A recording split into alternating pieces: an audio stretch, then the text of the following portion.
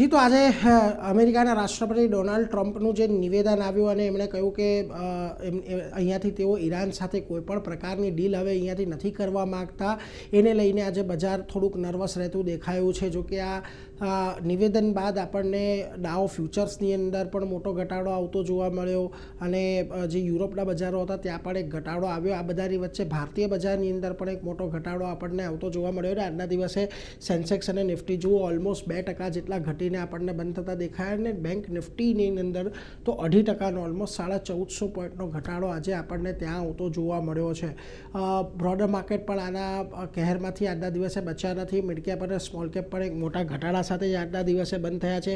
જ્યાં આગળ small cap almost 2.25% જેટલું ઘટીને બંધ થયું. તમામ સેક્ટર આજે એવા હતા કે જ્યારે બંધ થવાના સમયે લાલ નિશાનની અંદર હતા, પરંતુ સૌથી વધારે ઘટાડો તમને આજે ટુરિઝમ સ્ટોકની અંદર આવતો દેખાયો. PSU બેન્કોમાં એક મોટો ઘટાડો રહ્યો. FMCG, NBFC સ્ટોક્સ આ બધામાં આજે તમને ભારે વેચવાલી છેલ્લા 1.5 કલાકની અંદર આપણને આવતી દેખાય છે. નિફ્ટીના ફ્રન્ટ પરથી વાત કરીએ તો જુઓ જીઓ ફાઇનાન્સ, શ્રીરામ ફાઇનાન્સ આ બંનેની અંદર એક મોટો ઘટાડો આવતો દેખાયો. આ ઉપરાંત ઇન્ટરગ્લોબ એવિએશન 5% જેટલો ઘટ્યો. મારુતિ સુઝુકીમાં 4%નો ઘટાડો આવ્યો.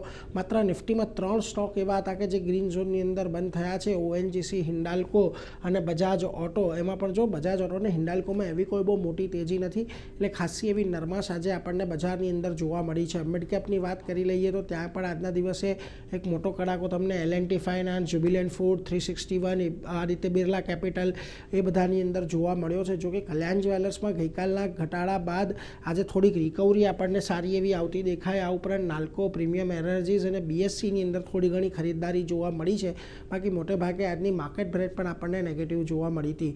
હવે ખાસ કરીને આજના દિવસે નિફ્ટી જુઓ જે બંધ થયું છે આપણને 23,800ના લેવલને જાળવી રાખવામાં સફળ થયું છે, પરંતુ 24,000ના લેવલ તોડ્યા છે. એટલે જ્યાં સુધી હવે 24,000 ફરી પાછું નથી આવતું ત્યાં સુધી એક તેજી આગળ વધે એવી શક્યતા ઓછી છે. અને બેંક નિફ્ટીની અંદર પણ 57,000ની ઉપર જ્યાં સુધી બંધ નથી થતા ત્યાં સુધી તેજીની અપેક્ષા કરવી ઓછી છે. પરંતુ અત્યારની પરિસ્થિતિમાં તો બજારની અંદર જે ઘટાડો આવ્યો છે એટલે અમેરિકામાં અને ઈરાન વચ્ચેની પરિસ્થિતિ કેટલી તણાવ ભરેલી રહે છે એના આધારે બજારની ચાલ આપણને નક્કી થતી દેખાશે.